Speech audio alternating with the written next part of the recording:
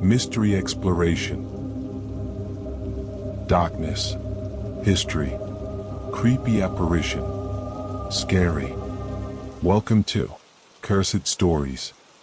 Hello, Night Wanderer. Like, subscribe, and hit the bell. The shadows appreciate it. Tell me where you're watching from and what time the nightmares begin. Now lean in. These aren't just stories, they're warnings. Let's begin. Ethan had never believed in curses. He lived in a city that never slept, where glass towers scraped the heavens and subway tunnels screamed with iron wheels. His world was one of concrete, neon, and exhaustion. Myths, demons, and spirits belonged to ancient books and dusty museums, not the fluorescent-lit corridors of his life. That changed the night he saw the doll. It was raining, relentless, cold sheets pouring down on cracked sidewalks. Ethan had taken his usual detour through a narrow back street lined with shuttered antique shops, their windows fogged with dust and time. That's when he noticed it, a small figure pressed against the glass of a forgotten store. The thing was impossible to ignore. It had long rabbit-like ears, matted fur, and a wide grin stretched with too many teeth, 9 sharp little points glistening under the flickering streetlight. Its round eyes were glassy, staring straight at him, as if it had been waiting. Ethan froze. He didn't know why. It was just a toy, wasn't it? But the longer he stared, the less it looked like one. The doll's face seemed to shift with the shadows, smiling wider, eyes following his movement. For a moment he swore its reflection in the Rain Street glass moved slightly out of sync, as if alive behind the surface. He shook himself. It's late. I'm tired. It's nothing. Yet his feet betrayed him, pulling him closer to the window. On the dust-fogged pane, carved faintly as if by a nail, were words he could barely make out. Labubu. The name echoed in his mind, strangely familiar, though he had never heard it before. That night, Ethan dreamt of deserts. The city dissolved into endless sand, the air heavy with ash and wind that screamed like human voices. Amid the dunes, ruins of stone ziggurats rose, their walls carved with figures of winged demons. One towered above all, a monstrous shape with the body of a man, talons of an eagle, and the snarling face of a beast. Its eyes glowed like molten gold as it whispered his name. Ethan. The demon extended a hand, and in its palm sat the same small creature from the shop window, Labubu, teeth bared in a smile too wide, ears twitching as if in mockery. The two were bound by an invisible chain of black smoke that coiled between them, pulsing like a heartbeat. Ethan woke gasping, soaked in sweat. His apartment was silent except for the drip of rain on the balcony. But when he turned his head toward the corner of the room, his blood turned to ice. There it was. The doll. The same wide grin, the same glassy eyes, sitting on his desk as though it had always belonged there. He stumbled backward, heart slamming against his ribs. What the hell? He had never entered that antique shop, never touched it, never bought it. Yet it sat among his books and coffee mugs as if mocking him. Ethan grabbed it with shaking hands. The fur was damp, as if it had followed him through the rain. Its body was heavier than it looked, weighted with something metallic inside.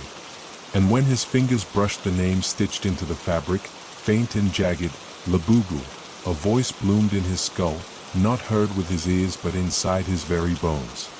You are chosen. He dropped it instantly, stumbling back, staring at the thing as it sat limp on the floor, its smile frozen, eyes blank. But Ethan knew what he had heard. He didn't sleep again that night. By dawn, he convinced himself it was all in his head. Stress, lack of sleep, a vivid dream. He stuffed the doll in a drawer, slammed it shut, and left for work. But when he returned that evening, the drawer was empty. The doll sat upright on his bed, waiting. And this time, behind its grin, Ethan swore he heard the faint, hollow whisper of wings. Ethan didn't touch the doll again. He left it sitting on his bed, its black eyes fixed on him as he showered, dressed, and tried to pretend his life was still his own. but every glance back at the room made his skin crawl. He couldn't shake the thought that if he turned away too long, the thing would move. That night, exhaustion dragged him into sleep despite his fear. And again, the city melted into desert. The air was thick with dust, storms howling across an endless wasteland. Ethan trudged forward, the sand clinging to his skin, the ruins of shattered temples rising around him like broken teeth. Everywhere he turned, there were carvings, winged creatures with snarling jaws, talons clutching the wind itself. One name whispered across the dunes, carried on 1,000 ghostly voices. Pazuzu. The sound was a hiss, a growl, a prayer, and a curse all at once. Ethan felt it inside his chest, like something alive pressing against his ribs. He stumbled toward a crumbling ziggurat, its doorway framed by monstrous faces. And there, perched on the threshold like a child's forgotten pet, was Labubu. Its ears twitched. Its grin split wider, 9 teeth glinting in the sandlight. "Why are you here?" Ethan demanded, his voice hoarse in the dream air. The doll tilted its head. Then, without moving its stitched mouth, the answer came, not from it, but from the shadows in the temple. "Because he chose you." The ground trembled. The sand writhed as if alive, forming the outline of a colossal figure. Ethan's breath caught as the demon emerged, wings spread wide, talons sinking into the earth, scorpion tail curling behind its twisted body. Its eyes burned like 2 dying suns. Pazuzu. The name thundered through Ethan's skull. He wanted to run, but his legs locked in place. The demon bent low, so close he could smell the stench of rotten desert heat rolling from its maw. "You carry what was mine," Pazuzu growled. His voice wasn't sound but pressure, pressing against Ethan's skull until it ached. "The little beast. My chain. Do you know what it means?" Ethan's gaze flicked to Labubu. The creature stood between them, its form small and harmless against the shadow of the demon. Yet the chain of black smoke tethered them still, pulsing with each of Ethan's heartbeats. I don't understand," Ethan stammered. Pazuzu's grin was a horror of fangs. "You will." The dream shattered. Ethan bolted upright, lungs burning as though he had been running for miles. His apartment was dark, but something was wrong. He could hear breathing. Not his own. Slow, steady, heavy breaths, coming from the far corner of the room. He reached for the lamp, fingers trembling. The light flicked on, spilling across the walls. There was no one there, except the doll. Labubu sat in the corner where he was sure he hadn't left it, its eyes reflecting the light like wet glass. Ethan's pulse thundered as he stood, ready to throw the cursed thing out of his window. But before he could, a sound froze him in place. A whisper, so faint it seemed to rise from the walls themselves. "Do not anger him." Ethan's throat went dry. Who are you?" he whispered back, not even sure why he answered. The doll didn't move. But the whisper came again, layered with echoes, like voices overlapping across centuries. "We are bound." Ethan stumbled back toward the door, his chest tight with panic. He needed to get out, needed air, needed anything but this. His hand closed around the knob, and just as he pulled, the city outside disappeared. The door opened not into his hallway but into the same desert dreamscape, dunes stretching endlessly under a blood-red sky. The storm winds roared, carrying the demon's name. Pazuzu. Ethan slammed the door shut, heart racing, sweat pouring down his face. He turned back to the room, praying it had returned to normal. The apartment looked the same as before. Silent. Empty. Except the doll was gone. And on his desk, carved deep into the wood, were 3 words that hadn't been there before. "He is coming." Ethan didn't remember falling asleep. He didn't remember dreaming. But when his alarm shrieked at 7 a.m., The first thing he noticed was the smell. Burnt earth. A dry, metallic stench that didn't belong in his apartment. He stumbled out of bed, heart still rattling from the night before. His desk was bare now, no carvings, no warnings. The words "he is coming" were gone, as though they had never existed. For a moment, he convinced himself he had hallucinated the whole thing. But the smell stayed. Thick and suffocating, clinging to his skin. Ethan left his apartment, desperate for normalcy. The city should have grounded him. Coffee shops, traffic horns, people glued to their phones. But as he walked down the block, he noticed something strange. The sidewalks shimmered. Faces of strangers blurred as if smeared across glass. And when he passed the store window, his reflection was not alone. Labubu stood beside him, small and grinning, staring out from the glass. Ethan spun around, but the sidewalk was empty. Only his reflection, distorted by the rain-smeared window, stared back. "Jesus Christ," he muttered under his breath. His voice cracked. He ducked into a diner, needing noise, people, anything that would prove he wasn't slipping. The bell above the door jingled as he entered, the smell of frying bacon and stale coffee wrapping around him like a lifeline. He slid into a booth, ordered the strongest coffee they had, and tried to steady his shaking hands. But the diner wasn't safe either. Across the room, an old man sat alone at the counter, hunched over a chipped mug. His skin was cracked like dried clay, eyes clouded but staring directly at Ethan. When Ethan shifted uncomfortably, the man grinned, revealing teeth sharp and jagged. Too jagged, too many.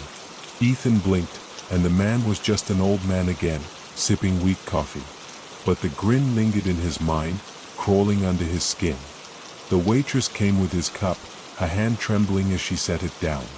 "Rough morning?" she asked with a forced smile. "Something like that," Ethan muttered.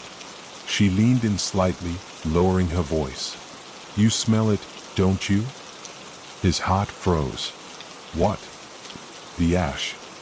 Her eyes darted toward the counter, then back to him. "Don't look too long. Don't listen too close.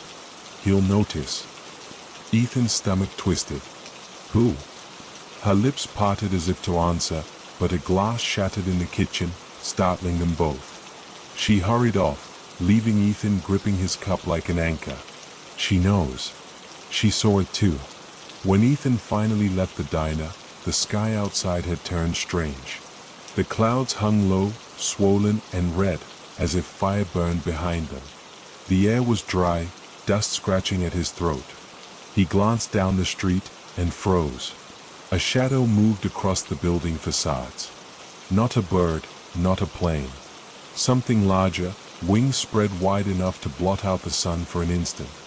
His chest tightened. The name thrummed in his skull again. Pazuzu. Ethan stumbled backward, bumping into a lamppost. His eyes scanned the sky, but the shape was gone, as though it had never been there. Only the ash-filled wind remained, hissing through the streets. He rushed home, locked his door, and leaned against it, breath ragged. The apartment was silent. Too silent. When he turned toward the bedroom, he froze. Labubu sat on the bed again, exactly where Ethan had left it the first night. But this time, it wasn't alone. A trail of ash led from the window to the doll's feet, black smudges staining the sheets. Ethan's knees nearly gave out. No. The doll tilted its head slightly. Its glass eyes seemed deeper now, darker, as though something vast and ancient was staring out through them. Then the whisper returned. "He is near." The lamp flickered. The walls groaned. And from somewhere above the ceiling, Ethan heard it, the slow, deliberate beat of wings. The next morning, Daniel woke to the sound of scratching. It was faint, like a small animal pawing at wood, but it wasn't coming from outside. It was inside his apartment walls. He sat up, heart pounding, staring at the plaster where the noise seemed strongest. The rhythmic scritch crawled under his skin, a dry, deliberate pattern as though something were carving through the bones of the building. He reached for his phone but stopped, because in the far corner of the room, beside the cracked mirror, Labubu Saturday. The doll hadn't been there when he went to bed. He knew he had left it sealed in its box on the desk. Yet now it perched upright, fur matted, teeth exposed in a grin that seemed wider than before. Daniel swallowed hard. "How did you?" The scratching stopped. Silence pressed down on the room. And then a whisper, dry and ancient, seeped into his ears. He couldn't place its direction, as if it came from the walls, the air, his own mind. "Child of the storm, cursed and cherished, bound to me." Daniel's skin prickled. He stumbled out of bed, his breath fogging though the air was not cold. "Who's there?" The mirror quivered. For an instant, his reflection flickered, not his own face, but something overlaid. A monstrous visage, a broad, snarling mouth, eyes like hollow pits, a crown of talons. He blinked and it was gone, replaced by his pale, terrified reflection. Labubu tilted its head, ears twitching. Its button-like eyes glistened in the half-light, as if aware. Daniel backed toward the kitchen. He needed coffee, rational thought, something to anchor him. But when he flipped the switch, the light bulb popped, showering sparks. The room plunged into shadow. The whispers came again, stronger now. "I am Pazuzu, Lord of Winds, Guardian and Destroyer. I carried plagues, I lifted them. You are mine." Daniel's knees weakened. He knew the name. From late-night documentaries, obscure mythology texts. Pazuzu, demon of Assyria, both feared and invoked for protection. His brain raced with fragments of history, figures carved on amulets, mothers placing images of the demon near cradles to ward off worse evils. Protector and tormentor both. But why him? Why now? The doll shifted. Not moved, shifted, as though space itself adjusted around it. Its grin twitched, showing more of its jagged teeth.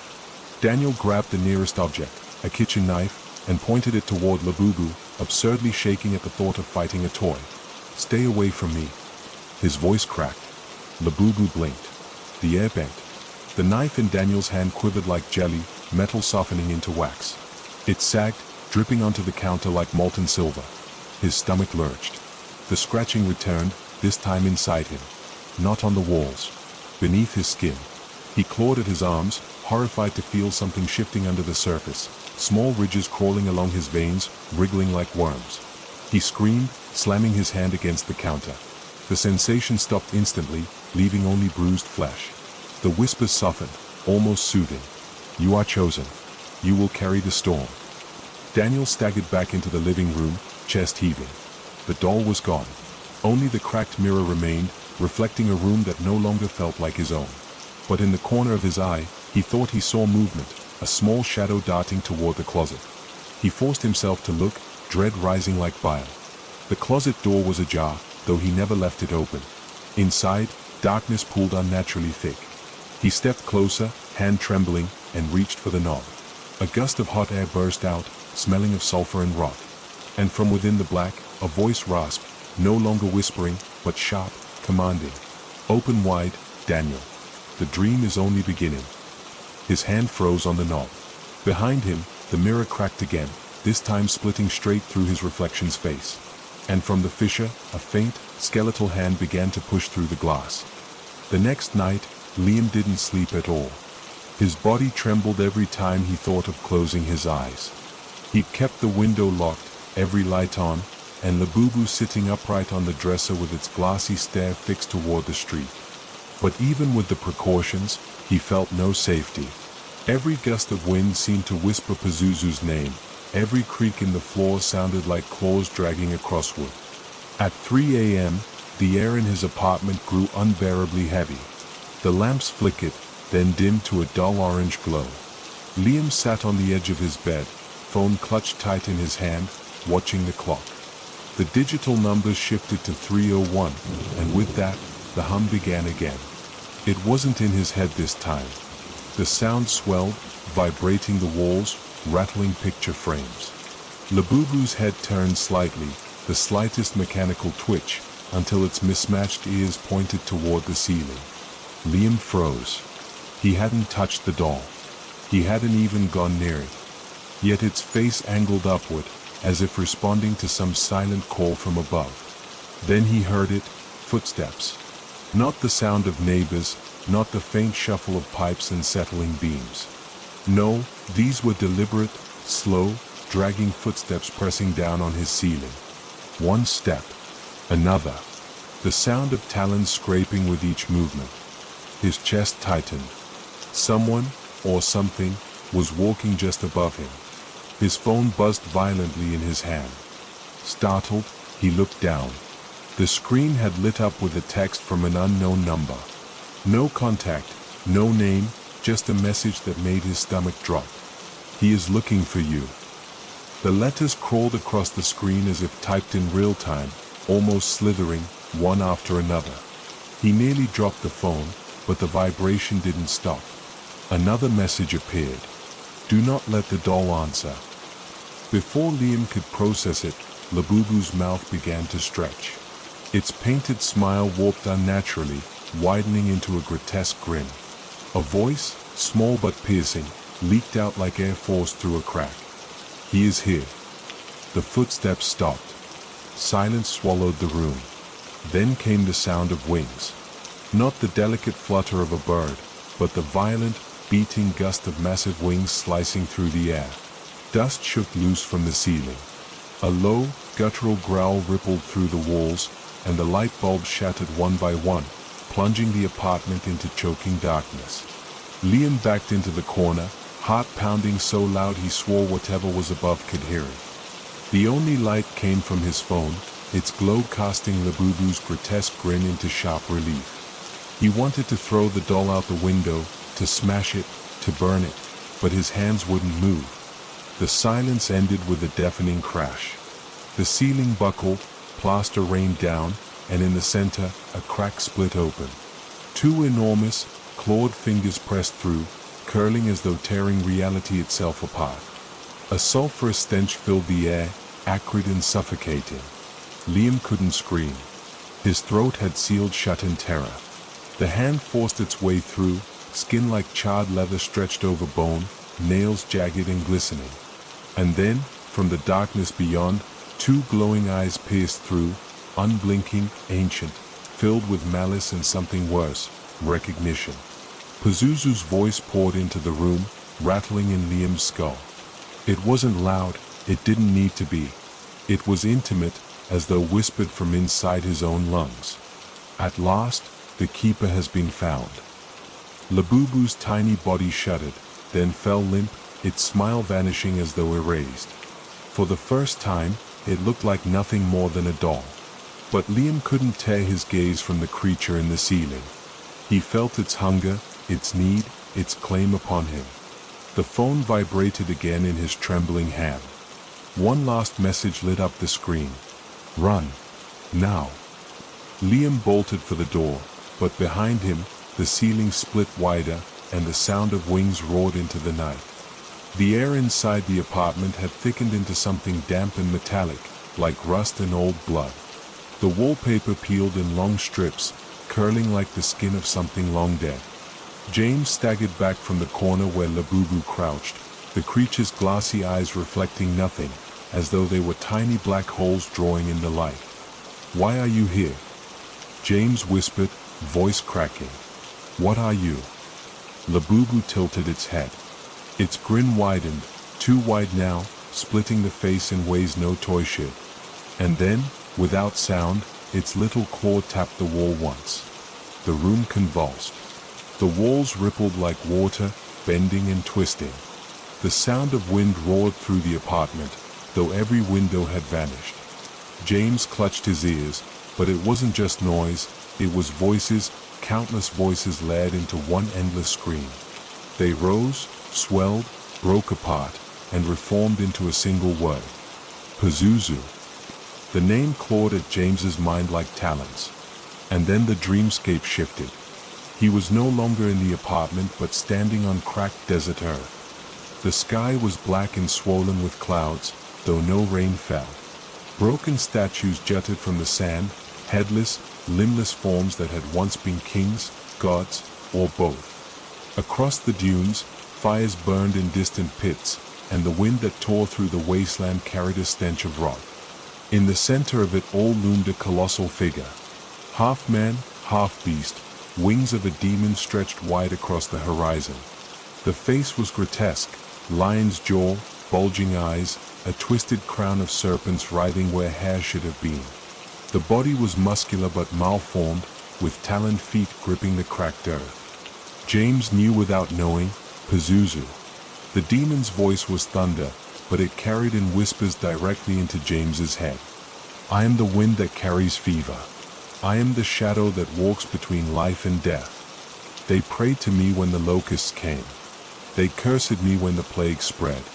They carved my face into their homes, begging for my protection, never knowing protection always carries a price. The desert shifted, and now James saw flashes of history. A Babylonian mother clutching her dying child, a small figurine of Pazuzu clutched in her hand, whispering desperate prayers.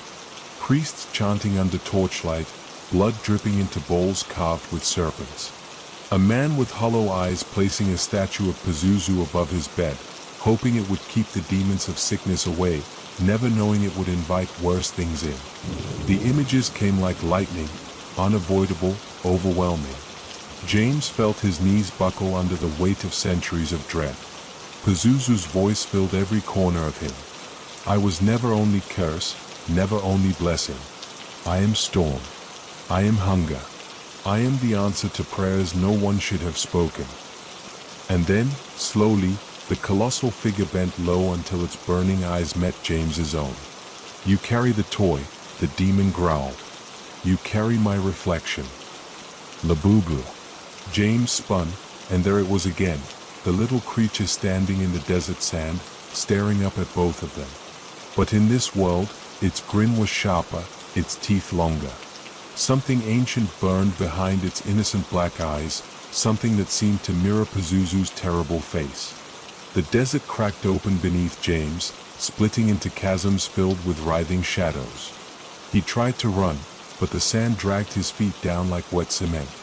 Labubu stepped closer, its grin glimmering, while Pazuzu's wings blotted out the entire sky. The voices returned, screaming, chanting, howling all at once. Choose. Choose. Choose. James's mouth opened to scream. And then he was back. Back in his apartment, collapsed on the living room floor, gasping for air. The ceiling light swung on its cord, though there had been no wind. Labubu sat across from him, smiling, its little hands folded neatly in its lap as if nothing had happened. James pressed a trembling hand to his chest, heart pounding, sweat dripping into his eyes. He knew what he had seen. He knew it wasn't just a dream. The name still echoed in his skull, Pazuzu. And somewhere inside him, a new terror bloomed. Because the more he looked at Labubu, the more he saw, just for a flicker, serpents writhing in its grin. The sky bled rust above Nathan as the asphalt beneath his feet dissolved into cracked ochre sand. The city's lights were gone, the distant hum of cars erased. What remained was a silence so heavy it pressed into his chest like a stone. He blinked, but the transition hadn't been gradual, it was instantaneous, as if he'd fallen between pages of two different books. The desert stretched in every direction, barren and endless. Shards of black stone jutted from the sand like the ribs of some colossal creature buried alive. The air was dry, yet it carried a faint stench of rot, mingling with something sharper, like burning copper. Nathan swallowed hard. Ahead, a shape moved, small, quick. Labubu. The dull creature scampered across the sand, ears twitching as though listening to sounds Nathan could not hear. Its giggle echoed strangely in the emptiness, high-pitched, stretched thin like a needle pulled across glass. Nathan, the voice was not human. It rolled across the desert like thunder, ancient and cracked. Nathan froze. The name hadn't come from Labubu. It had come from above. When he looked up, the sky split open. Not clouds, but a wound, black and jagged, tearing across the horizon. From within it, he saw the outline of wings. They weren't bird-like, nor angelic. They were tattered, leathery sails that beat against the edges of the sky itself, rattling it like the bars of a cage. The creature that stepped forth towered over the desert. A grotesque hybrid, lion's body, eagle's talons, serpents writhing where a man's genitals should have been, and a face twisted by hunger and fury. Its eyes blazed like two burning coals fixed eternally on prey. Nathan didn't need history books. His bones seemed to recognize the name before his lips could. Pazuzu. The desert itself shuddered when the word was spoken. The sand rippled, dunes collapsing as though bowing to their king. Pazuzu's presence was suffocating, not merely seen but felt. A pressure against Nathan's skull, pushing visions into his head. He saw deserts older than memory, temples buried beneath endless storms, priests with hollowed-out eyes whispering incantations in trembling voices. And above them all, Pazuzu, sometimes a protector, shielding cities from famine and plague. Other times, a destroyer, spreading sickness with a breath and delighting in human despair. Nathan stumbled, clutching his head. "Why am I here?" he whispered. The god's voice roared, shaking the shattered stones. "You are here because you follow what is already mine." Labubu giggled again. This time, the sound was deeper, almost mocking. Its tiny form sat perched on one of the obsidian ribs, staring down at Nathan with eyes that glowed faintly green. Nathan's stomach dropped. The doll hadn't led him here accidentally. It was tied to this. To him. The mist-cape thickened, the horizon trembling as storms began to gather. Sand lifted in spirals, each gust whispering words Nathan couldn't decipher, though some fragments pierced through. Son of Hanbi, demon of the west wind, bringer of famine, slayer of lambs. As the wind rose, Nathan found himself kneeling, unable to stand. His body was pressed to the ground by an invisible hand. He thought he heard his own voice join the whispers, speaking in a tongue he'd never learned. The syllables slid from his mouth like oil, like a memory dragged from the marrow of his bones. Pazuzu lowered his face toward Nathan. His breath stank of decay and iron, hot enough to sear skin. "You dream me because I chose you. You walk my desert because you are already claimed." The words pounded like drums inside Nathan's skull. He tried to deny them, to resist, but when his eyes darted to Labubu, he saw the creature's expression had changed. Its grin was wider, darker, its sharp teeth glinting as if carved from obsidian. For the first time since it had appeared in his life, Nathan wondered if Labubu had ever been cute at all, or if that had been a mask he was desperate to believe. The desert roared. The wound in the sky widened, spilling shadow across the land. Pazuzu's wings lifted, blotting out what little light remained. And then, Nathan blinked. He was back. The city lights glared in his eyes, neon buzzing overhead. He was standing on the sidewalk outside his apartment building, sweat drenching his shirt. People brushed past him, oblivious. The world was intact. But in his palm, clenched so tightly it had drawn blood, was a shard of black stone, warm, humming faintly, as if it had been plucked straight from that dream desert. And Labubu was already waiting by the door, grinning wider than ever. The dream desert dissolved like smoke, its dunes collapsing into shards of asphalt and glass. Liam felt the ground tilt, and suddenly he was back in the city, or something that only pretended to be the city. The skyline was familiar, steel towers, neon signs flickering in the drizzle.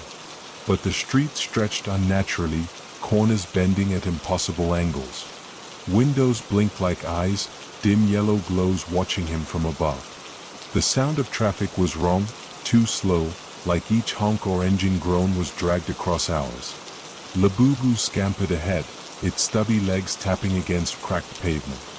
Its laughter echoed, not cheerful this time, but warped, like the sound of children's toys left to melt in the sun.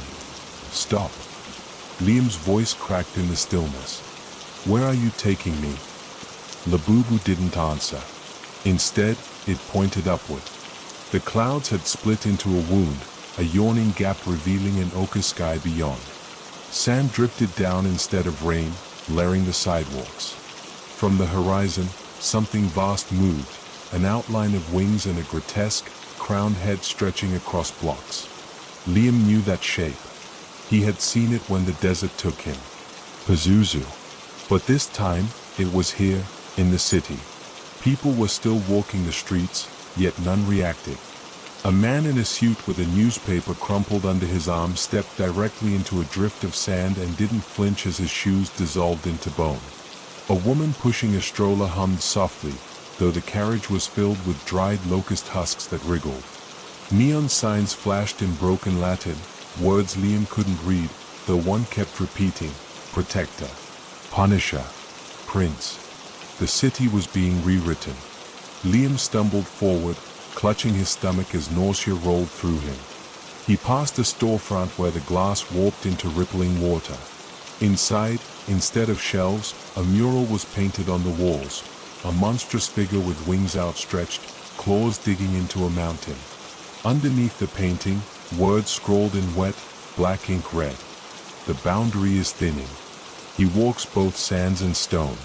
Labubu finally turned to him, its wide grin trembling as though it were about to split its face in half. Its small claws pressed into Liam's arm with surprising force. "You see him now," it whispered, voice lagged, childish and ancient at once. "He follows me. He always has." The street lamps bent inward, their metal stems like arms, enclosing the road in a ribcage of light. Beyond them, the city was already desert, dunes pouring over rooftops, cars buried nose first in sand. The division was vanishing. Liam staggered, his mind fighting the image. Why me? Why am I? But his words died. Because there, across the shifting street, he saw himself. Another Liam, standing rigid, skin dusted in sand, eyes rolled white. Behind that figure, Pazuzu loomed, its face shadowed but unmistakable, eyes like hollow furnaces, wings unfurling, every feather sharp as a blade. The other Liam opened his mouth, and sand spilled out. His voice was dry, rasping, yet carried perfectly in the corrupted cityscape. "You are the breach." Labubu clutched tighter, its grin gone, replaced with something rawer, almost fearful. Pazuzu stepped closer. The buildings folded around it like kneeling slaves, their windows shattering in cascades of glass.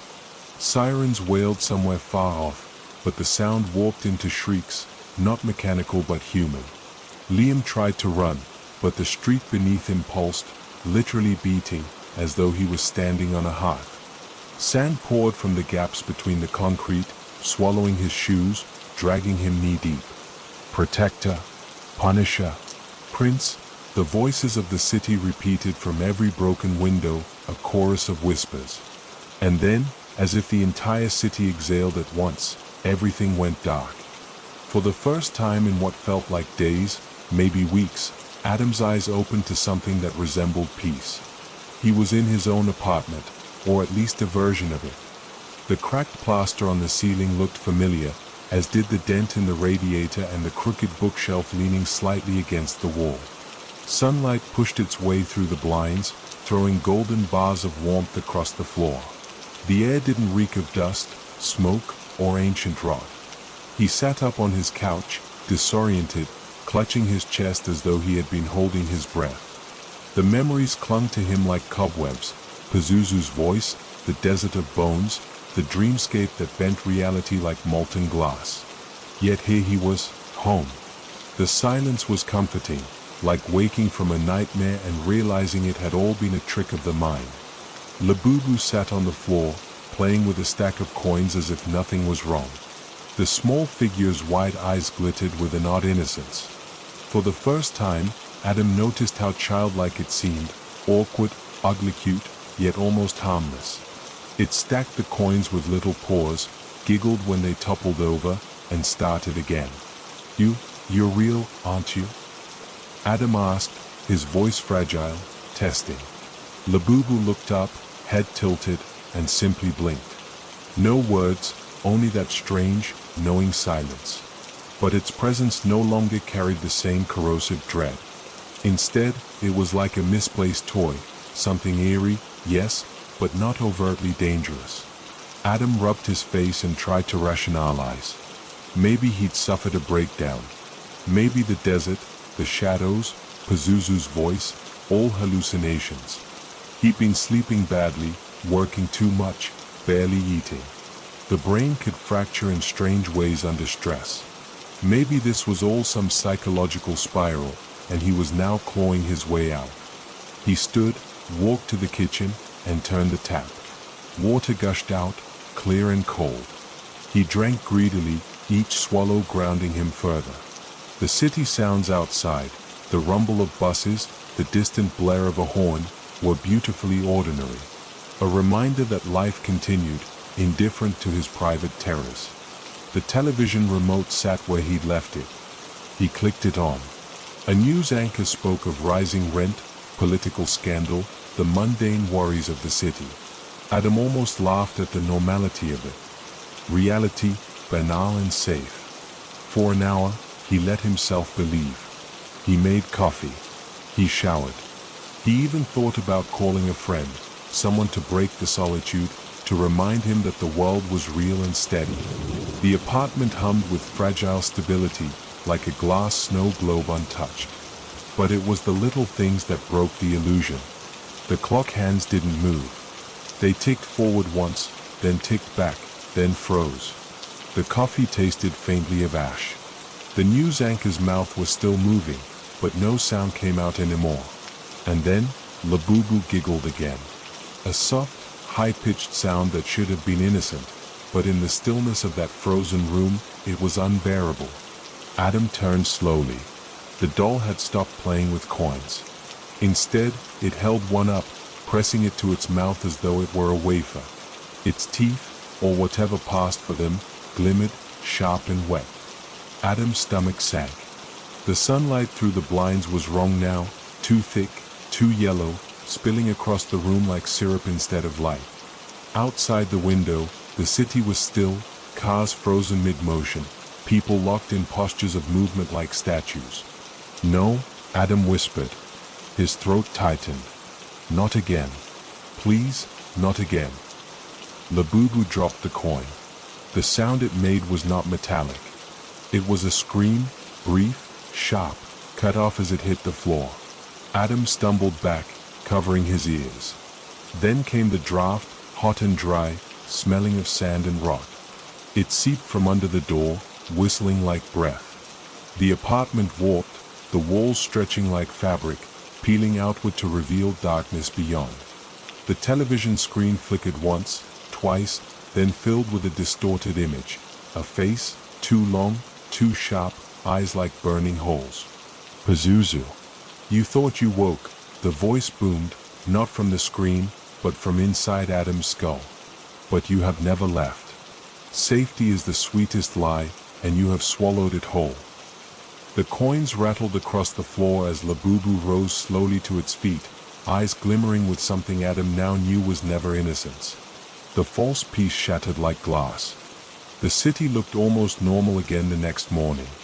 The sun broke through smog like a pale, half-hearted apology, and traffic resumed on cracked asphalt as if nothing had shifted. Daniel woke with a start at his desk, head pressed into scattered sketches of Labubu, though he swore he had gone to bed in his room. The faint smell of sand still lingered in his apartment, but everything else felt startlingly mundane. For a brief, naive moment, he allowed himself to believe it had all been an unusually vivid dream. The jagged smiles on the paper, the twisting horns, even the whispered name Pazuzu echoing through his skull, they were only scraps of imagination. He could throw them away, sleep more, and let normal life bleed back in. He made coffee. The bitter taste grounded him, and when he stepped onto his balcony, he saw neighbors chatting on the street below. Their voices weren't distorted, their shadows didn't crawl, and no phantom desert stretched across the horizon. Daniel exhaled. The world had reset itself. Yet small ruptures persisted. A bus idling at the corner seemed to vibrate with more than engine noise, its windows pulsing faintly as though something unseen was trying to push through the glass. A boy carrying a toy stopped mid-step, staring at Daniel's balcony with wide, unblinking eyes, clutching a small plush that looked eerily like Labubu. When Daniel blinked, the boy's face smoothed back into ordinary, and he kept walking. The pause of safety was more brittle than Daniel wanted to admit. Each sound had a strange undertone, as if reality carried a low, inaudible hum beneath its surface. Even the way sunlight fell through the blinds seemed deliberate, too sharp, like stage lighting. Labubu appeared again by the end of the day. Not with a dramatic entrance, not bursting from shadow or whispering through vents, just there, perched on the back of Daniel's couch, legs swinging like a child's. Its grin was wider than ever, teeth too many, eyes too hollow. "You thought it was over," it said cheerfully, as if reciting a line from a script. Daniel dropped his mug, coffee splattered across the floor. "Stay away from me," he hissed, backing up. Labubu tilted its head. "Stay away? No. You called. You made the line between here and there thin." The words chilled him.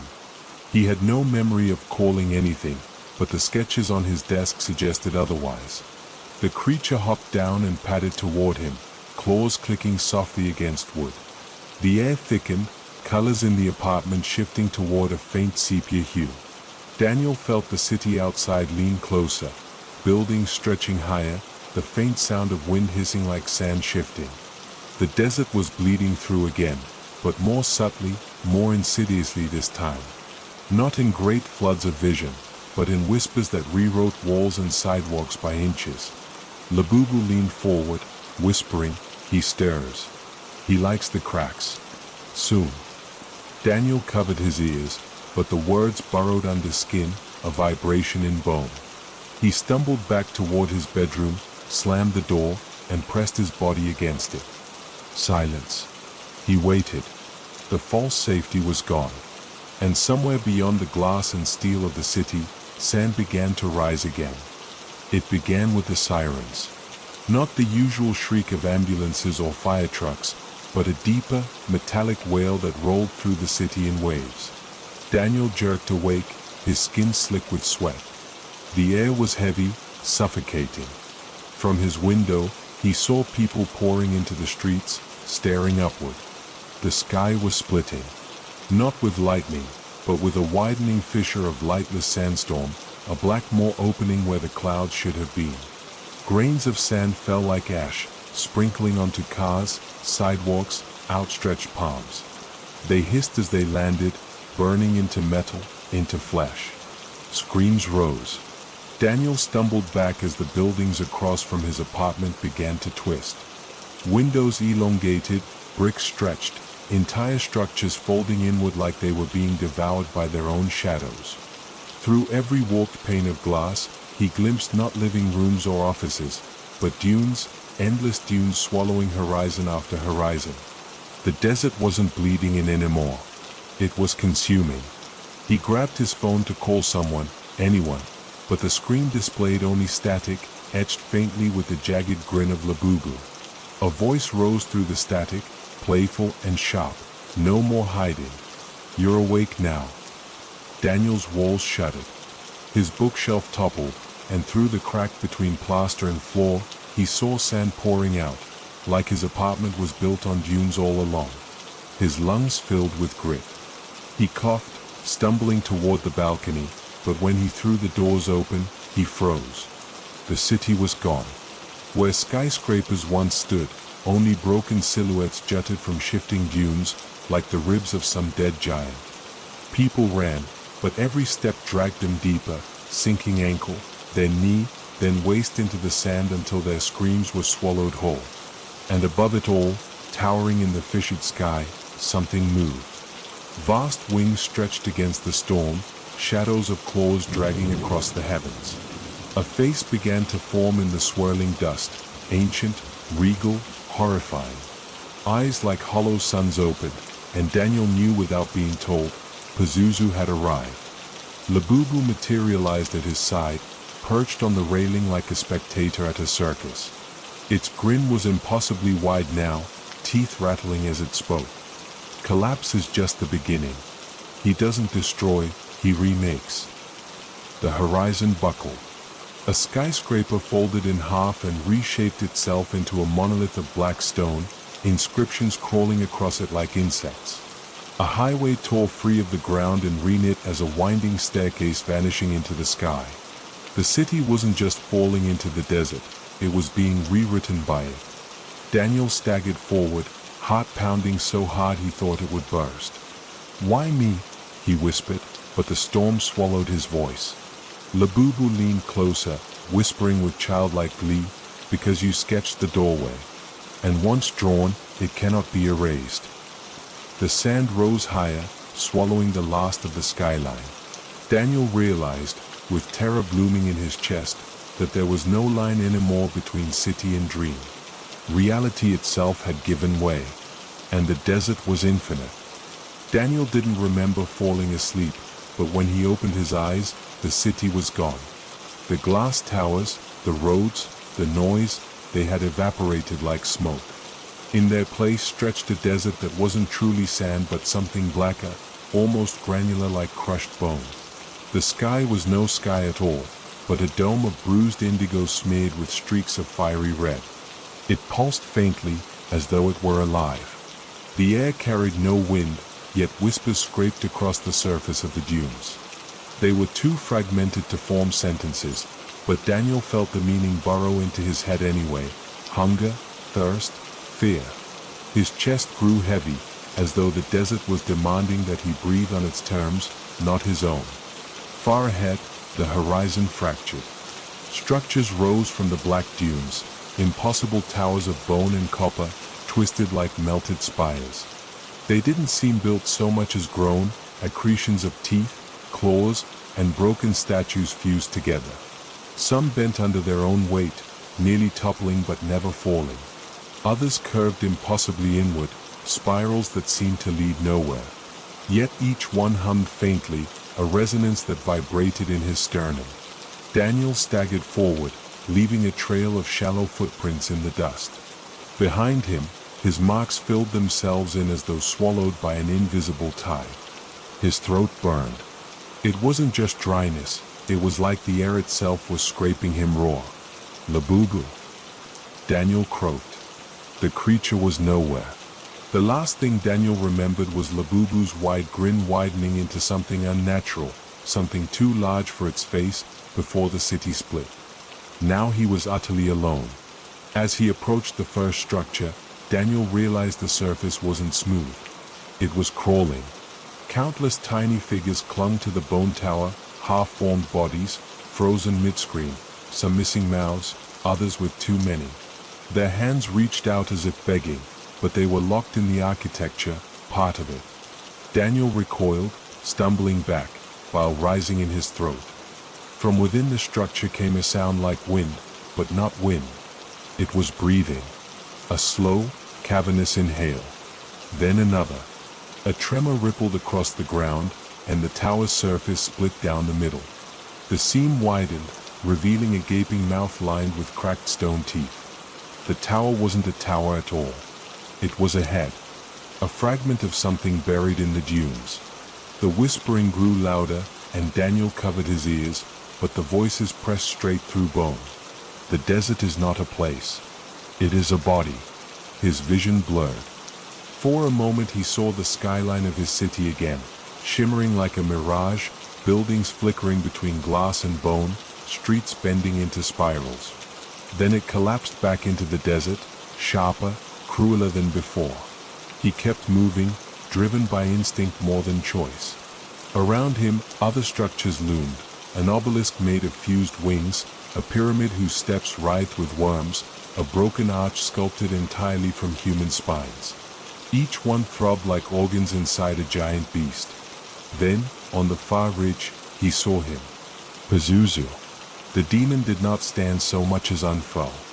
Wings spread across the horizon, jagged as obsidian, blotting out what little light remained. His body was lean, almost emaciated, yet impossibly tall, rising like a storm-made flesh. His face was both beast and corpse, sharp jaws jutting, eyes burning with a dull orange glow, neither alive nor dead. And yet, Daniel felt a strange pull. Not all hostility, not all menace, something more complicated, like recognition. "You should not be here," the voice rasped, not from his mouth, but from everywhere at once, the ground, the air, the sky itself. Daniel fell to his knees, clutching his ears. Blood trickled between his fingers, though he hadn't noticed when it started. I, I don't, he stammered, I didn't choose this. The desert trembled at his words, as though rejecting them. Behind Pazuzu, the horizon split open, revealing a chasm that seemed to bleed black sand into the sky. Shapes writhed inside it, serpents, locusts, screaming human faces, all dissolving and reforming in endless waves.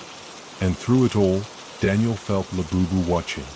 He couldn't see the creature, but its presence tugged at his thoughts, playful and monstrous at once, as if it were hiding just behind his shadow. For the first time, Daniel understood the desert wasn't just Pazuzu's domain.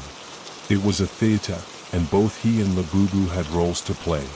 Pazuzu's voice thickened. You are already inside the mouth of the dream. To walk forward is to walk into me. The dunes buckled. The towers groaned. The sky pulsed. And Daniel realized there was no waking up. Daniel staggered forward, his feet dragging furrows into the black sand. Each step sank deeper than the last, as though the desert itself resisted his presence, trying to pull him under. The horizon was gone now.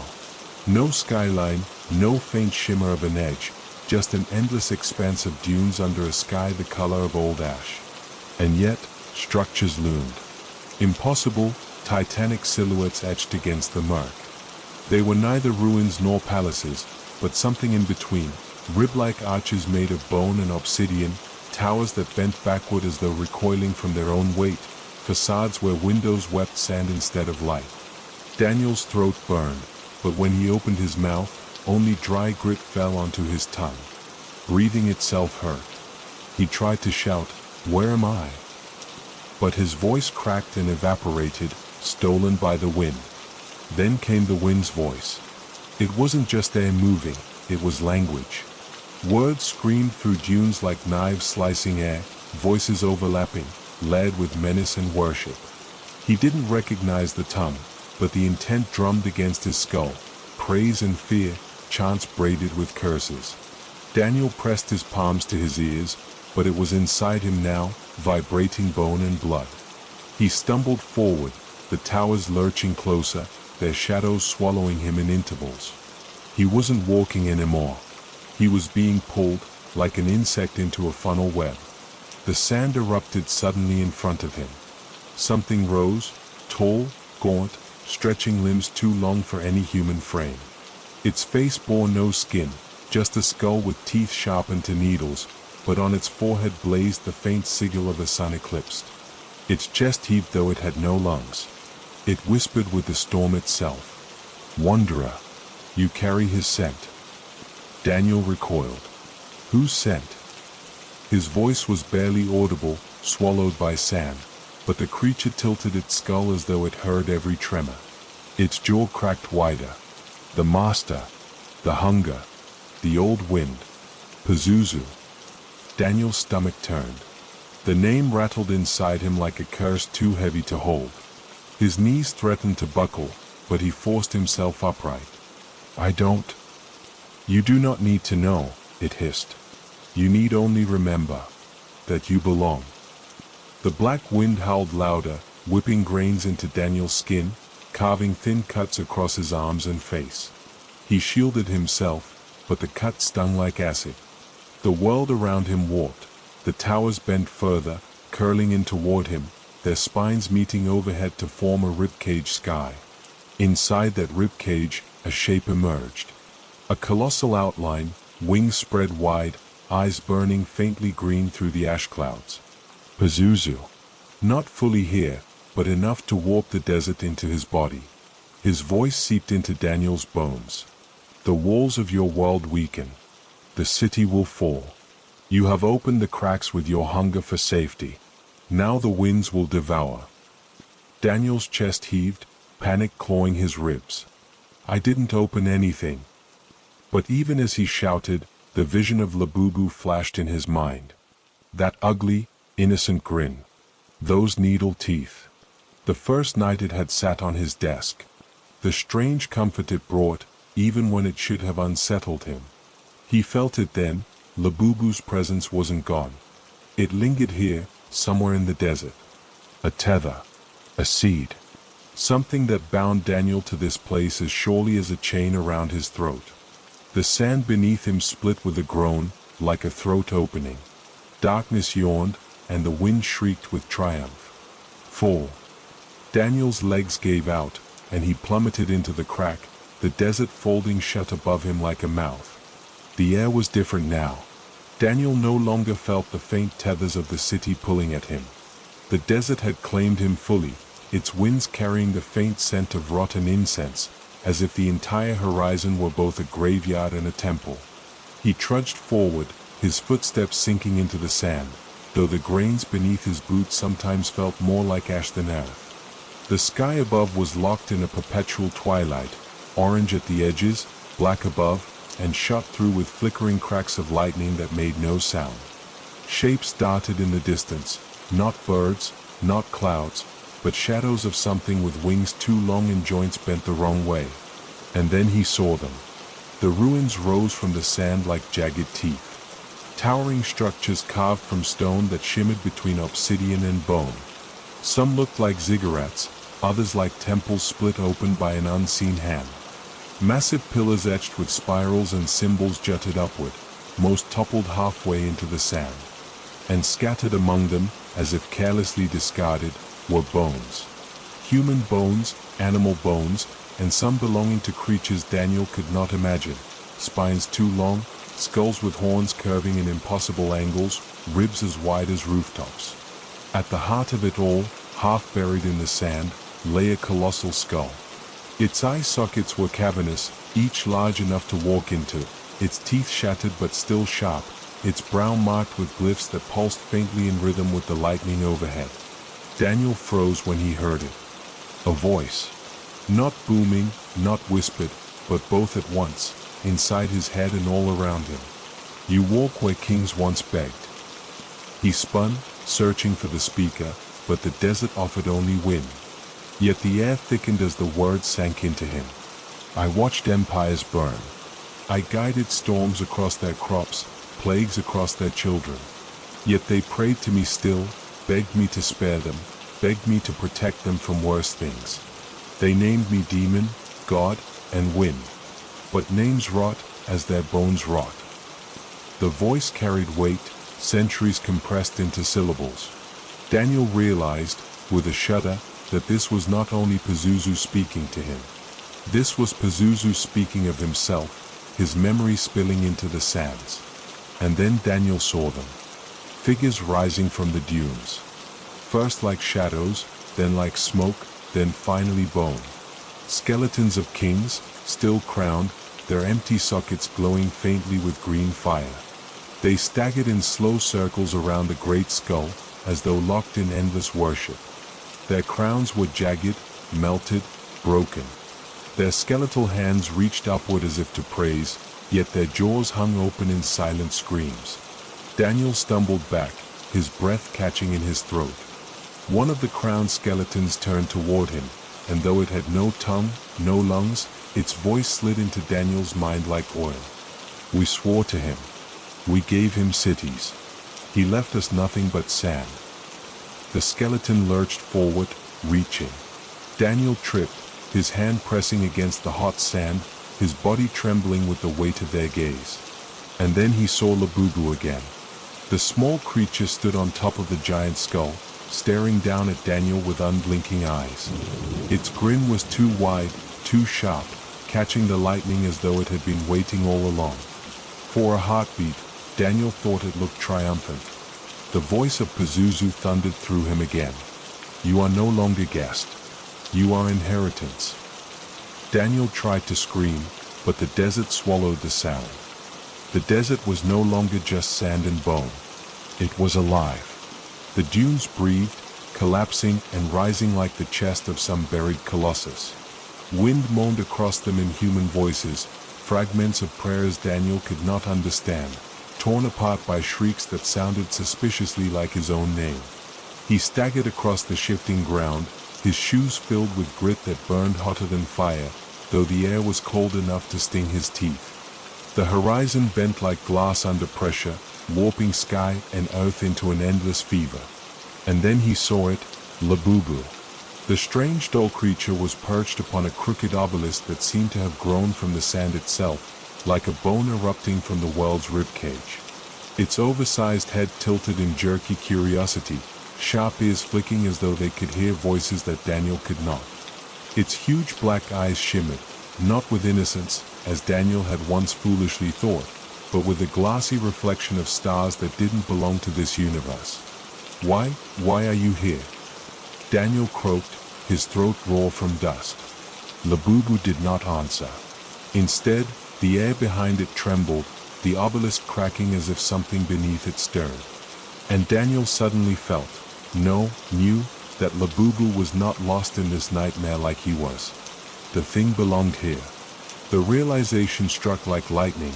Labubu wasn't a victim. It was a bridge. Images flickered in his head, so rapid they hurt his eyes. Children clutching Labubu dolls in dim apartments, storm clouds blackening skies over ancient temples, carvings of winged demons whispering through stone corridors. In every image, the doll was present, sometimes small and innocent, sometimes towering and monstrous, always there as though it were a thread pulling human lives into this desert of gods. "You carry him," whispered a voice, rustling through the sand. Daniel turned wildly, but there was no figure, only the whisper of grains against his ear. "You let him in. You carried the door." Daniel's stomach clenched. He thought of the night he found the doll, the way its glassy eyes had seemed to track him, the way his apartment light had flickered when he picked it up. Had that moment already sealed his fate? Was Labubu not just a toy, but a keyhole through which Pazuzu watched? He staggered backward, heart hammering, but the desert stretched and warped around him like a trap. No matter which direction he turned, the obelisk with Labubu atop it was always there. The doll tilted its head again, and Daniel realized that what he had thought were teeth in its eternal grin were in fact tiny inscriptions, writhing letters carved into the edges of its mouth. He couldn't read them, but his body reacted anyway, heart seizing, muscles twitching, skin crawling with the dread of recognition. The whispering grew louder. Sandstorms rose on all sides, forming walls of whirling grit that penned him in. Through the storm, shapes began to form, Pazuzu's manifestations. Not the full demon yet, but fragments, a taloned hand clawing skyward, a lion's muzzle gnashing with broken teeth, insect wings unfurling with a sick, metallic rasp. Each fragment tried to pull free of the storm, but it was Labubu at the center, silent and still, acting as the eye of it all. Daniel fell to his knees. It wasn't that Labubu was being possessed. No. The truth chilled him to the bone. Labubu was the interface. The mask. The vessel humans could stomach. The disguise worn by something unspeakably older. A creature cute enough to be invited into children's bedrooms, only to tether them to an ancient god of plague and storm. The storm suddenly dropped into silence. Daniel's ears rang with the abrupt emptiness. The obelisk cracked again, splitting down the middle. From within it came a stench of rot, heat, and the unmistakable sound of wings. Labubu's grin widened, as though it were no longer a doll at all. Daniel realized that the bridge was already open, and somewhere beyond the veil, Pazuzu was walking across. The dream desert had grown stranger still. Daniel walked beneath a sky that no longer obeyed the rules of sun or stars. It pulsed like a beating organ, a vast ceiling of black flesh striated with veins of fire. The sand beneath his feet hissed, shifting into shapes that dissolved before he could name them. He felt watched, always watched, though no figure followed him.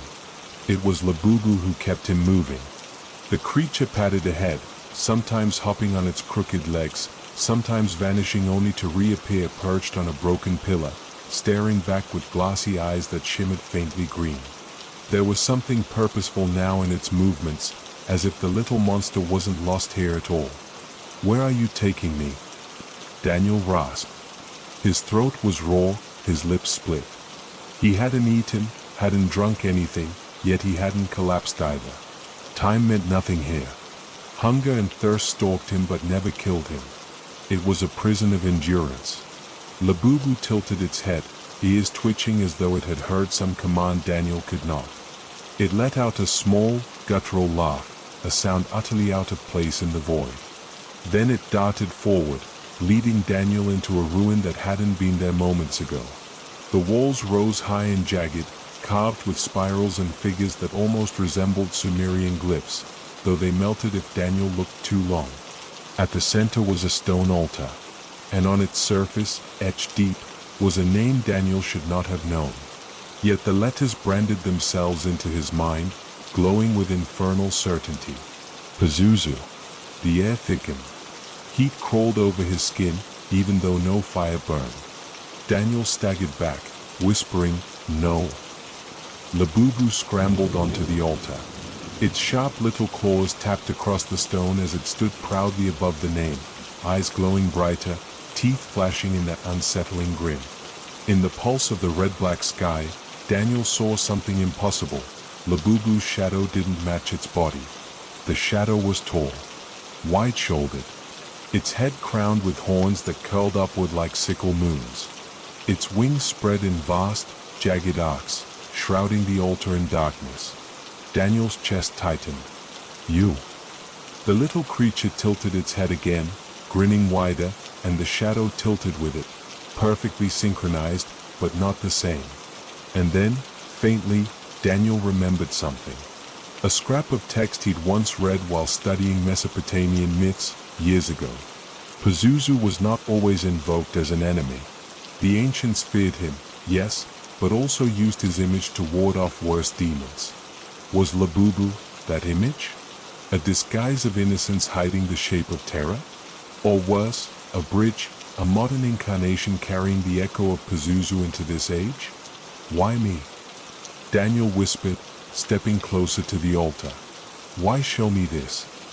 Labubu's giggle echoed again, but this time it was wrong, warped, led, like multiple voices riding atop one another. Daniel heard the chitter of children's laughter, the hiss of snakes, the roar of desert winds, all bundled into one hideous sound. The shadow of Pazuzu leaned closer. For an instant, Daniel saw both forms at once, the grinning doll-like creature perched on the altar, and the towering winged demon pressing its weight into the ruins, eyes burning like twin suns. His knees buckled. He tried to look away, but there was no escape. The dreamscape bent around the altar. The sand swirled like water circling a drain, dragging him deeper. "Labubu," he croaked, What are you?" The grin widened, impossibly wide now, splitting the creature's face into something grotesque. The voice that answered was not high and playful but deep, echoing, cavernous. "I am the mouth that speaks his name into your world." And in that moment Daniel understood. Labubu was no accident, no whimsical monster birthed from imagination. It was the mask of Pazuzu, a harmless shell that walked freely in the modern world, carrying the demon's essence wherever it went. The altar shuddered. The glyphs bled fire. The dream desert screamed. And Daniel felt himself pulled forward, not just toward the ruin but into the revelation itself, as though his very body was becoming another bridge in the chain. Daniel felt the ground beneath him breathe. It wasn't stone anymore, it pulsed like flesh, groaning with every step. The desert stretched around him in swells and contractions, as though the land itself was inhaling the storm that thickened above. His feet sank deeper into the soil, and when he tried to pull them free, the sand clung to his ankles like 1,000 unseen fingers. And then, Labubu appeared.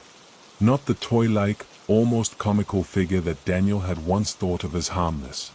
No, this Labubu was vast, stretching impossibly tall and wide, yet retaining its eerie grin. Its sharp, rabbit-like teeth gleamed like fractured glass. The stitched lines across its body no longer looked like seams of fabric but like jagged scars holding a body together that was never meant to exist. Its eyes, those wide, soulless black pools, didn't blink, but rippled, like portals. Daniel stumbled back, his chest aching with panic. "Labubu," he whispered, though the name now felt like a curse on his tongue. The creature tilted its head, its grin widening. Behind it, the desert quivered, and the storm clouds parted just enough to reveal a massive silhouette rising in the distance. The silhouette moved like a mountain dragging itself from the earth, unfurling wings so ancient they carried dust from forgotten centuries. Pazuzu. The demon's outline was unmistakable, the crown-like horns, the twisted bird-like claws, the face, a grotesque fusion of man and beast, both protector and predator. His voice rolled across the desert like thunder filtered through rusted metal. The bridge awakens. Daniel turned to Labubu. You, what are you? Labubu stepped closer, its stubby feet not so much walking as gliding. Each step left fissures in the earth that pulsed with red light, bleeding into the sand. Daniel saw it now. Labubu wasn't separate from Pazuzu. It was a thread, a tether, a doll-shaped vessel carrying fragments of the demon into this reality. Memories not his own flooded Daniel's head. He saw ancient Mesopotamian priests whispering to statues, terrified children clutching dolls that smiled too wide, families offering trinkets to ward off plagues. Somewhere in those rituals, Pazuzu had learned to hide parts of himself in small, harmless-looking things, to wait, to bide time. Labubu was one of those vessels, remade, reshaped, carried through centuries until it became a modern oddity. Now it stood before him, the seam between worlds. The storm above cracked open, and Pazuzu's laughter rumbled through both sky and earth. Cities bled into the desert horizon, skyscrapers dissolving into dunes, street lamps twisting into ancient obelisks, cars half buried and burning. Reality itself was beginning to rip. Daniel dropped to his knees, his mind splitting between the urban streets he once knew and the mythscape he was now trapped in. He could hear sirens from the city, but they bent into chants, old words of summoning he couldn't understand. Labubu's grin deepened as it leaned down, its head now towering above him. The doll-stitched chest split open like a mouth, revealing a hollow cavity that breathed like a lung. Inside, Daniel saw movement, skeletal wings twitching, claws scraping, a face peering from within. Pazuzu wasn't just arriving. He was already here, waiting to be born fully into this world through Labubu's shell. Daniel screamed, but the sound was swallowed instantly by the storm. And Labubu whispered, not in a voice Daniel could hear, but in one that sank straight into his bones.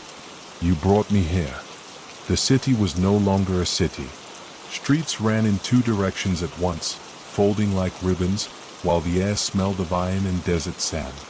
Street lamps grew into black spires that dripped molten glass, and the hum of neon became a choir of guttural voices. In the middle of it all, Labubu stood motionless, his stitched grin stretching wider than it ever should have, eyes glowing like dying embers. Daniel felt his stomach twist. Labubu wasn't simply standing there.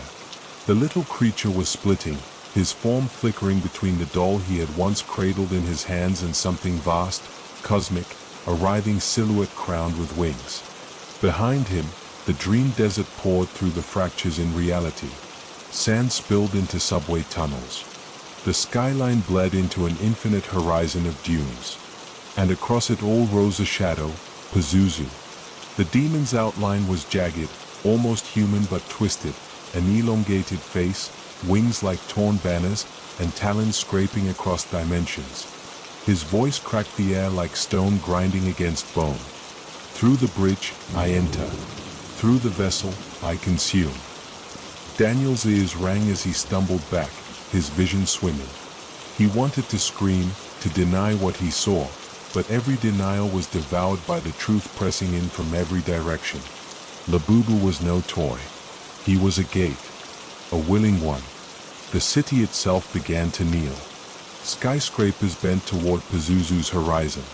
Asphalt peeled like dried skin. Daniel could feel the gravity pulling not toward the ground but toward the endless desert sun that had replaced the sky. He thought of running, but there was no escape. Every corner bent back into the desert. Every breath filled his lungs with sand. The only thing left was the choice clawing at his brain, resist the bridge, or let himself be carried through. Pazuzu's voice came again, deeper now. You were chosen, Daniel. You carry the blood of those who once prayed to me in secret. You were born to see my face. And Labubu, his face a grotesque blur of innocence and monstrous purpose, tilted his head as though waiting for Daniel to agree. For a moment, Daniel almost did. He almost let go. The air itself seemed to groan as if the city had lungs, and those lungs were collapsing under the weight of something ancient. Buildings bent and shuddered, their shadows twisting into monstrous silhouettes that clawed at the sky. Daniel stood at the center of it all, clutching his head as the voices grew louder, some whispering in languages older than stone, others laughing with childlike glee. Labubu was no longer just the strange doll he had taken home. Its eyes glowed like twin beacons, hollow yet impossibly deep, and its small frame pulsed with a rhythm that wasn't its own. It stood at the heart of a widening fracture, half in the city, half in the desert beyond the dreamscape. And through it, Pazuzu's breath leaped into reality. Daniel staggered forward, his throat raw as he screamed. "Stop! You don't belong here." The words barely mattered, shouted into a void older than his species. But still, something in the dream desert quivered. The figure of Pazuzu loomed behind Labubu, a terrible shape with wings stretched across the collapsing sky, its lion's mouth opening wider with each second. Daniel's mind raced. This is the bridge. If I destroy the doll, maybe I can stop it. He stumbled closer, the ground beneath him writhing as asphalt turned to sand, and sand hardened back into stone. The city and desert tangled in one impossible geography, like two bodies fighting for the same skin. His shoes sank into the earth, then found pavement, then slipped into a dune all within a single step. The world was unraveling, but he pressed forward. Labubu tilted its head.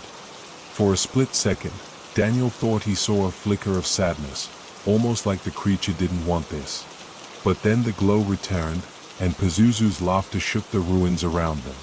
Daniel reached down, his hand trembling as it hovered over Labubu's small frame. Every instinct screamed to crush it, to break the bridge, to sever this nightmare. But his skin burned at the thought. The doll radiated heat, like it was more furnace than flesh, and touching it might set him ablaze. "No, no, I can't let him through," he muttered. "I won't let you win." He clenched his fists and turned, scanning the fragments of the dream desert for something, anything, he could use. Shattered obelisks jutted from the sand like broken teeth. Fallen street lamps twisted into metallic crosses. He grabbed one jagged piece of stone, its surface humming faintly with the same energy that pulsed inside Labubu. As he raised it high, the voices screamed louder, protesting, begging, threatening. The air stank of blood and iron. His vision blurred as if the desert heat had consumed his mind. Then came the roar. Pazuzu's wings unfurled, blotting out the false sun. The desert sky cracked like a shell, bleeding darkness into the urban horizon. Through that wound, Daniel saw faces, millions of faces, twisted in agony and worship, all turning toward him. He froze. The weight of their gaze crushed him. How could he fight this? How could he resist what had already claimed eternity? And yet, Labubu's eyes flickered again, softer this time, like an unspoken plea. For the first time, Daniel wondered if Labubu was more prisoner than accomplice. Sweat dripped into his eyes. His muscles screamed. The stone in his hand shook as if trying to leap away. He had one chance, one strike to decide everything. Destroy the bridge, or gamble on the impossible possibility that Labubu could be turned, wrested from Pazuzu's grip. Daniel raised the stone, and the world held its breath. Daniel's breath came in short, ragged gasps, every inhale laced with the dry, scorching taste of sand that didn't belong in the city at all. He staggered through what remained of a street he once recognized, shattered glass storefronts, warped lampposts bending like reeds. But now everything was half buried, crumbling into dunes. The air trembled, alive with a low growl that was not sound but vibration, like the pulse of a living desert heart. And in the center of it all stood Labubu. The doll's stitched grin stretched impossibly wide, its button eyes shining like wet obsidian marbles. But Daniel knew it was not just a doll, not a trinket he stumbled into by chance. It was the hinge, the bridge, Through its tiny, grotesque frame, Pazuzu's ancient breath flowed freely into this collapsing city, gnawing away the borders between dream and waking. Daniel felt the truth rise in him like fire. If I destroy Labubu now, maybe, just maybe, I can stop this. But his hands trembled when he reached for it. His chest heaved, his mind swimming with the vision Pazuzu had seeded in him, endless sand seas, a sky crawling with black-winged locusts, labyrinthine temples carved into bone. The voice of the demon hissed through the air like sand in a storm, pressing on the inside of his skull. He hesitates. He doubts. He feeds me. Daniel froze. Every second he lingered, the cracks in reality widened. The skyscrapers around him groaned and bent, their steel frames twisting into jagged obelisks. Windows oozed black sand that trickled down like tears. The asphalt writhed as if alive, sprouting pale stone fingers that reached upward, clutching at the blood-red sky. He thought of grabbing Labubu, snapping its brittle neck, tearing apart the seams. But when he lifted his hand, he faltered. Something about those eyes, those glistening, innocent yet mocking eyes, made his stomach lurch. What if destroying it only unleashed him faster? What if Labubu was the only thing containing Pazuzu? The thought rooted him to the spot. His hesitation became quicksand. The ground under his feet softened. He looked down and realized his shoes were sinking into fine, shifting grains. The city was dissolving beneath him, swallowing him waist-deep in the dream desert. He clawed at the edges of a lamppost, but it snapped in his grip like brittle bone. Struggle. Resist. All the sweeter when you fall. Pazuzu's voice cracked the air, splitting the sky above. Shadows lengthened unnaturally, twisting into the shape of great wings blotting out the sun. For a moment Daniel saw it, a towering figure of obsidian flesh and jagged teeth, eyes burning like twin furnaces, its crown of serpents writhing. Only half of Pazuzu's body had slipped through, and already the world was unraveling. Labubu tilted its head, its grin widening, and reached a small clawed hand toward Daniel as though inviting him deeper. Daniel screamed, but it came out muffled, choked by sand filling his throat. His hesitation was the demon's leash around his neck. The more he wavered, the tighter it pulled, dragging him into a realm where time had no meaning, where the line between his mind and the desert blurred. Every heartbeat was a step closer to being consumed. And he couldn't decide, destroy Labubu and risk releasing the demon completely, or keep resisting and sink entirely into Pazuzu's dominion. The sand rose higher. His chest burned. The city above shrieked as its final foundations gave way. And in that terrible, narrowing space of breath and silence, Daniel realized his indecision wasn't just a mistake. It was the very fuel Pazuzu had wanted all along. Daniel stood at the edge of a shattered boulevard, his chest heaving as if the air itself weighed tons. Around him, the city was no longer a city. Towers bent like wax in heat, streets looped back upon themselves, and the sky was carved with a copper glow that dripped like molten blood. Somewhere above, a colossal shape stirred, the outline of Pazuzu, wings stretching across horizons that no longer obeyed distance. And Labubu, the little figure, wasn't so little anymore.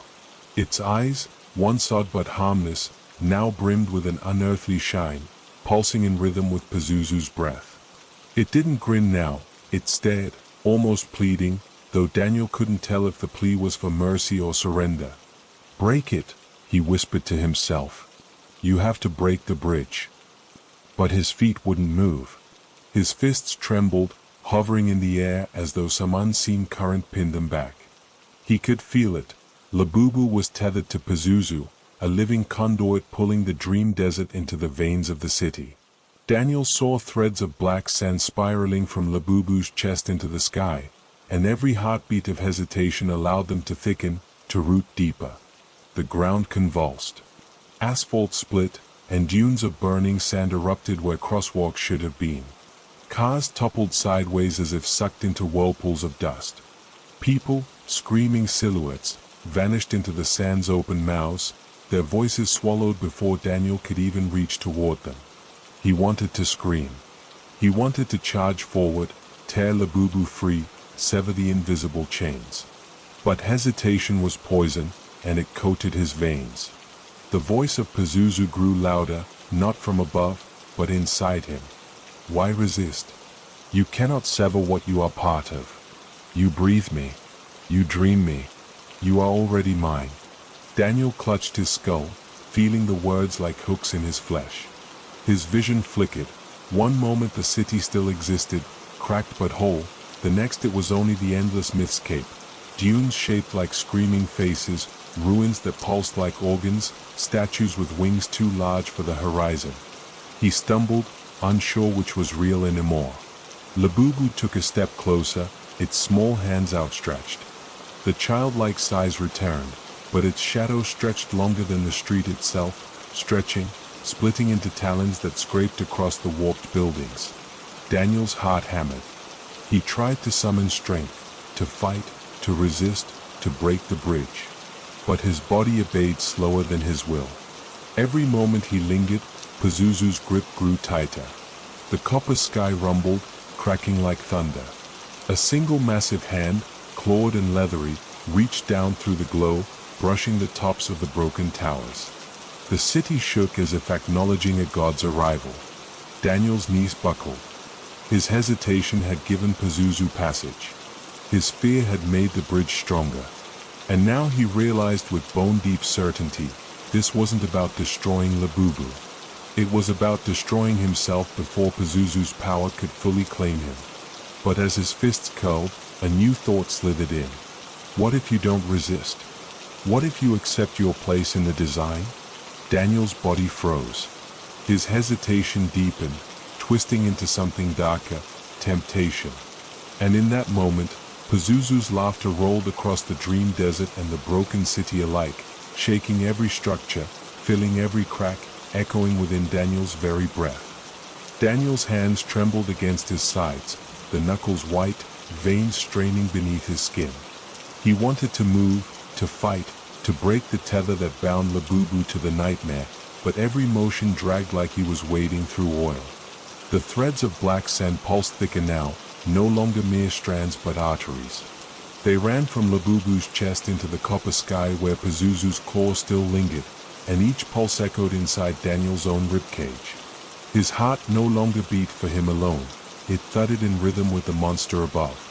You see it now, Pazuzu's voice purred through his blood. The desert is not foreign, it is you. It has always been you. The dream is not invasion, it is truth unveiled. Daniel staggered back, his breath ragged. No, that's not. But the city betrayed him. Skyscrapers bent inward, bowing toward Pazuzu's claw like worshippers kneeling before an altar. Their windows bled light that poured into the black sand veins, feeding them.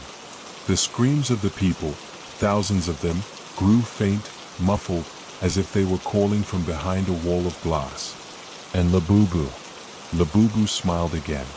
A soft, childlike smile. It lifted one hand, palm upward, as though offering Daniel peace. Its voice, thin but tender, rippled across the broken boulevard. Stop fighting. It's easier if you stop. You don't have to hurt anymore. The words lanced deeper than claws could. They struck the tired marrow of his bones, the fractures of every sleepless night, every weight of failure, every ounce of guilt he carried for things he could never fix. He swayed. For the first time, the thought slithered through him, not of fighting, not of breaking, but of surrender. To close his eyes. To let the sand bury him. To dissolve into the mythscape until he no longer had to choose, no longer had to resist. And in that surrender, there was a seductive silence. He could feel it. If he gave in, if he let Pazuzu take him fully, the weight would vanish. The screams would fade. The city, the pain, the endless fight, all swallowed by a stillness so deep it promised to feel like peace. His body tilted forward, knees nearly buckling. Labubu's eyes widened, glowing, eager. The tether between them thrummed like a harp string pulled taut. Pazuzu's claw pressed further through the sky, blotting out the last trace of light. Daniel's lips parted. His voice cracked, almost a whisper. "What if I do?" The city convulsed as if the very earth rejoiced. The veins of sand thickened, surging into him, through him. His hesitation had become temptation, and his temptation had become consent. For one heartbeat, Daniel was no longer himself. He was the desert. He was the scream inside the silence. He was Pazuzu's vessel. And in that heartbeat, the final clash began. The sand rushed into him like a flood. His chest arched, his spine cracked back, and his mouth stretched into a scream that wasn't his own. The sound poured out raw and guttural, carrying with it the voice of something ancient. The copper sky shattered further. Great fissures ripped through the clouds, bleeding tar-colored light, and Pazuzu's claws slipped lower, curling like it meant to pluck Daniel straight out of the street. Every window in the skyscrapers exploded outward at once, glass raining like knives, as if the city itself celebrated his surrender. Labubu's form trembled with delight, its stitched grin widening unnaturally. It no longer needed to speak. Daniel was the bridge, the anchor, the vessel Pazuzu had been gnawing toward all along. The child doll was simply the lure. Inside, Daniel's mind split into two voices. One whispered with Pazuzu's tongue, thick and rich like velvet over knives. "Finally, you were never meant to resist. You are hollow. You are mine. Let me shape you. Let me free you from the burden of choice. This body is nothing. The desert will wear your name." The other, faint, shredded, was Daniel's own voice, trying to rise against the storm. "No, no, I'm not. I'm still." But it was weak. The sand had filled his lungs, replacing breath. His heartbeat had slowed to match the cadence of something massive overhead. His veins felt threaded with smoke. He looked down at his own hands, and they weren't hands anymore. They were talons, blackened and cracked, dripping grains of ash with every twitch. His reflection appeared in the glass shards littering the asphalt. Not a man. Not Daniel. But a silhouette crowned with horns, eyes swallowed black, jaws stretching too wide. He staggered back, but the reflection moved forward, closer, until it pressed against him like a second skin. And for the first time, he believed it. Maybe this was him. Maybe all along, the mythscape wasn't a haunting but a revelation. That he was the desert, that Pazuzu was his truest face, and resisting was the real lie. Labubu tilted its head and whispered, not to Daniel, but through him, for him. "Welcome home." The tether between them pulsed bright and violent, a black sun burning inside his chest. The city's screams died completely, choked out, leaving only the ringing silence of possession. The world bent inward, warping around him. Daniel's body lifted off the ground, arms spread, eyes burning hollow. His jaw unhinged, releasing not words but a shriek that split the skyline like thunder. And above, Pazuzu finally stepped fully into the world. The world had become a wound. Daniel stood at the center of it, though he could no longer tell if he stood at all, if there was ground beneath his feet or if the very concept of ground had dissolved. Everything around him bent and buckled. Skyscrapers sagged as though made of wax, their glass melting into rivers of sand. The street lamps flickered and swayed like dying stars, their light suffocated by the rolling storm clouds that tore across the sky. The desert was no longer confined to his dreams. It had broken through, spilling into reality. A bridge had opened, and through it, something ancient dragged itself into the world. Daniel staggered forward, his chest heaving. Each breath scraped like broken glass, as though his lungs had filled with sand. His veins burned with something not his own, Pazuzu's venom, the invasion of an ancient will. His reflection in a fractured window was no longer human. His eyes swirled like storms, grains of dust swirling in their depths, and his shadow no longer matched his body, writhing with wings that weren't his. The sound came again, like laughter but older, deeper, carried by the storm itself. Every gust that rattled the streets carried the name of the thing that owned him, Pazuzu. And then, Labubu appeared.